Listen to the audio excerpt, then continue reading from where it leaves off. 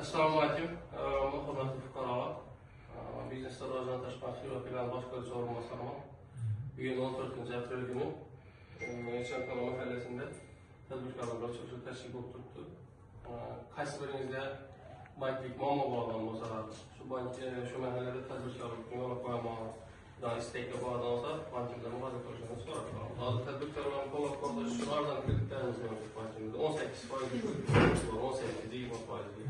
Prezidentimizning PK61 PK60 sonli qarorlari bor. PK60 sonli qarorlarga qaraganda go'yo 30 yoshga to'lmagan, 30 yosh o'tmagan bo'lsa, 7 yil, 6,5 yil, 24 oy imtiyozli davr bilan 20% dan kredit ajratamiz. Kredit chiqarib berish sharti bilan, misol uchun gastinisalar, mehmonxonalar jihozlash.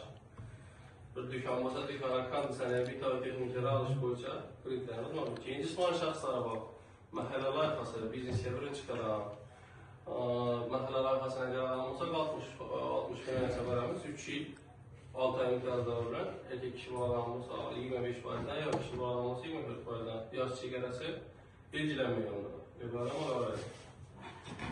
Keyingi navbatda tadbirkorlikni gastinisa qurish maqsadi bo'lgan bo'lsa, uning uchun kreditlarimiz bor 5 milliardgacha.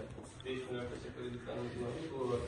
Xorij valyutada 13% bilan 3 yil muddatga beramiz, 6 oy imtiyozli davr bilan. Uni milliy valyutada 25% dan bo'ladi. Kimda shu kreditlarni olish istagi bo'lgan bo'lsa, bu yerda bir agentimiz bor, mahalla bankirimiz bor. Shularga murojaat qilib, shular orqali bankka borishsangiz bo'ladi. Kreditlarni ajratishda bizdan ko'mak beramiz. Shu mahallalarda kuratorimiz, shu rivojlanishini qo'ldan kelgancha navbat boshlab bilan maslahatlashasizlar. Yana agentimiz, bankirimiz bor. Qo'ldan kelgan yordamimizni qilamiz. Sizlarga masala